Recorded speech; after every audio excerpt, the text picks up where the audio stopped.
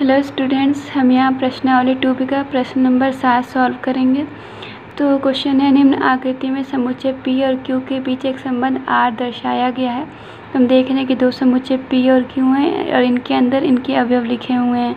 तो इसमें एक संबंध R से इनके अवयव को संबंधित किया गया है। कह रहा है उक्त समीकरण को रोस्टर रूप में तथा समुच्चय निर्माण के रूप में व्यक्त कीजिए और इनका प्रांत और परिसर भी ज्ञात कीजिए। तो हम जानते हैं कि समुच्चय को निरूपित करने की 3 विधियां हैं, रोस्टर रूप, समुच्चय निर्माण रूप और वेन आरेख रूप। तो वेन आरेख रूप में क्वेश्चन दिया हुआ है, इसको रोस्टर रूप और समुच्चय निर्माण के रूप में चेंज करना है। तो इसका प्रांत परिसर भी ज्ञात करना है। तो हमें पता है जो रोस्टर रूप होते हैं उसमें मझले ब्रैकेट के अंदर आर के अवयव को कॉमा लगा के लिखा जाता है। तो हमें पहले आर के अवयव को देखना होगा, आर के अवयव क्या हैं। तो आर के अवयव जो होंगे उसमें क्रमित युग्म के रूप में होते हैं। उसका पहला अवयव P से और दूसरा अवयव Q से लिया जाएगा। तो P से हम 9 ले लिया और फिर से संबंधित है 3, तो दूसरा अवयव 3 ले लिया, तो 9, 3 हो जाएगा। 9 फिर संबंधित है -3 से, तो हो जाएगा 9, -3। इस तरीके से हम देख सकते हैं 4 जो है संबंधित है 2 से, तो 4, 2 आर का अवयव हो जाएगा। और 4 जो है -2 से भी संबंधित है, तो 4, -2 भी संबंध आर का अवयव हो जाएगा। 25, 5 भी आर का अवयव और 25, -5 भी ये जो है अवयव हो जाएंगे। तो ये इसका रोस्टर रूप हो जाएगा जिसमें संबंध आर के अवयव को मझले ब्रैकेट के अंदर कॉमा लगा के लिखा गया है। अगला है समुच्चय निर्माण रूप। इसमें आर के अवयव को A, B के रूप में लिखते हैं, जहाँ A और B के बारे में हम बताते हैं। तो हमें पता है A पहला अवयव है, तो पहला अवयव क्या है, P समुच्चय से लिया गया है, दूसरा अवयव Q समुच्चय से लिया गया है। और हम देख रहे हैं कि जो पहला अवयव है दूसरे अवयव का वर्ग है, 9 3 का वर्ग है, 9 -3 का भी वर्ग है। -3 का भी स्क्वायर करेंगे तो 3 3 9 आ जाएगा और माइनस का स्क्वायर होने पर प्लस आ जाएगा। इस तरीके से देख रहे हैं कि जो दूसरा नंबर पहला नंबर है दूसरे का वर्ग है, यानी A जो है वो बराबर है दूसरे यानी B के वर्ग के। तो इस तरीके से A B के स्क्वायर के बराबर हो जाएगा। अगला है कि इसमें हमें प्रांत और परिसर भी ज्ञात करना है। तो जो R का प्रांत होता है वो उसके क्रमित युग्म का यानी उसके अवयव का पहले अवयव का समुच्चय होता है। तो R के जितने भी अवयव हैं उसमें पहला अवयव ये 9 हो गया, इसमें भी 9, इसमें 4 और 25। तो इसका जो समुच्चय हम बनाएंगे वो R का प्रांत कहलाएगा। अगर 9 2 बार आ रहा है तो उसको हम 2 बार नहीं लिखेंगे, 1 बार ही लिखेंगे। और R का परिसर है तो परिसर में हम उसके दूसरे अवयव का समुच्चय बनाएंगे, तो 3 हो जाएगा, फिर -3, 2, -2, 5 और -5, ये R का परिसर हो जाएगा। तो इस तरीके से R का परिसर ज्ञात कर लेंगे। अगला क्वेश्चन है 9वां। इसमें क्वेश्चन है कि A जो है वो प्रथम 10 प्राकृतिक संख्याओं का समुच्चय है। प्राकृतिक संख्या यानी 1 2 3 4 इस तरीके से लेकर अनंत तक जाती हैं। तो ये 10 संख्याओं का समुच्चय है और A से A में संबंध R दिया हुआ है। तो देखिए यहाँ पे संबंध A से A में ही दिया हुआ है। ऊपर जो क्वेश्चन था उसमें 2 समुच्चय थे P और Q। संबंध जो था P से Q में दिया गया था, लेकिन इसमें संबंध एक ही समुच्चय है और उसी से उसी पे दिया गया है। तो संबंध R इस तरीके से है कि x, y R से बिलोंग कर रहा है और इस तरीके से कि x + 2y 10 के बराबर है, जहाँ x और y एक ही अवयव हैं। तो पहला क्वेश्चन है इसमें कि हमें R को क्रमित युग्म के रूप में लिखना है। तो हमें क्रमित युग्म के रूप में लिखने के लिए R के अवयव को मझले ब्रैकेट के अंदर लिखना होगा। इसके लिए पहले हमें R के अवयव को ज्ञात करना होगा।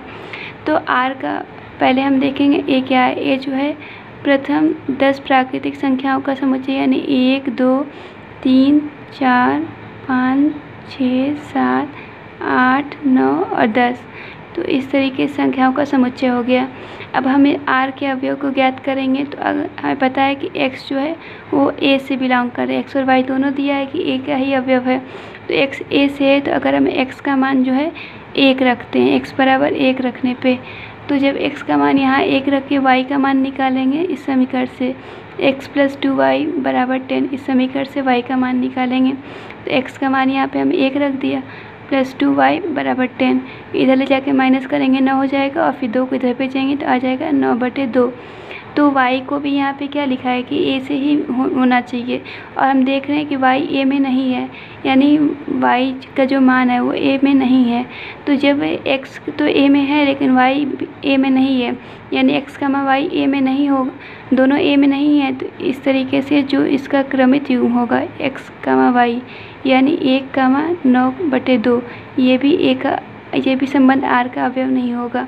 हम आगे देखेंगे। अब x बराबर 2 के लिए उसी समीकरण में रखेंगे x + 2y = 10 में, तो यहाँ पे 2 रखेंगे, सॉल्व करेंगे, 2 फिर इधर जाकर -8 हो जाएगा, फिर 8/2 यानी 4 आ जाएगा। तो 4 जो है वो तो a से बिलोंग कर रहा है, यानी x भी a में है और y भी a में है, तो इसका जो समुच्चय होगा 2,4, ये संबंध r का अवयव हो जाएगा।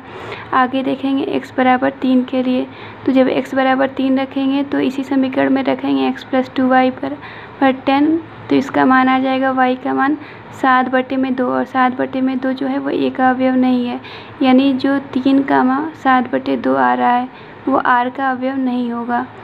अब आगे हम देखेंगे x बराबर 4 के लिए, तो x का मान जब 4 रखेंगे इसी समीकरण में 2y = 10 में, तो इसका मान आ जाएगा 3।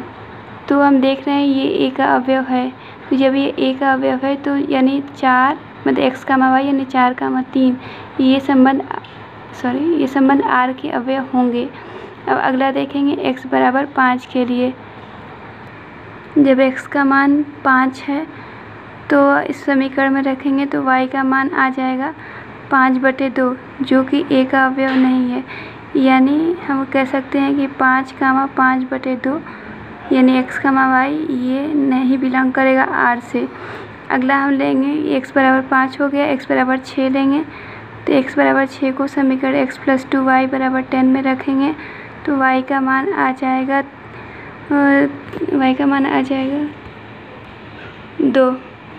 तो इसका मतलब 6 x, y यानी 6,2 जो होगा वो a का r का अवयव होगा, क्योंकि यहाँ y जो आ रहा है वो a का अवयव है।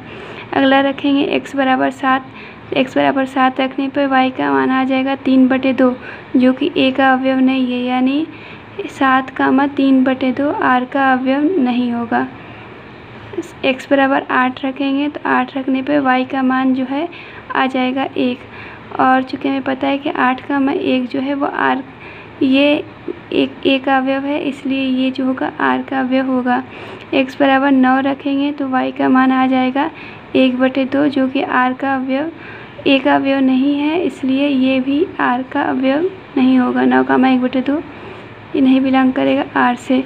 और x बराबर 10 रखेंगे तो y का मान 0 आ जाएगा, और चूँकि 0 a में नहीं है इसलिए ये 10,0 भी r का अवयव नहीं होगा। तो इस तरीके से जो r के अवयव हैं उसको हम समुच्चय के रूप में लिख लेंगे, तो r हो जाएगा, r का मान हो जाएगा 2,4 और 4,3, 6,2 और 8,1, तो यानी ये इसके अवयव हो जाएंगे।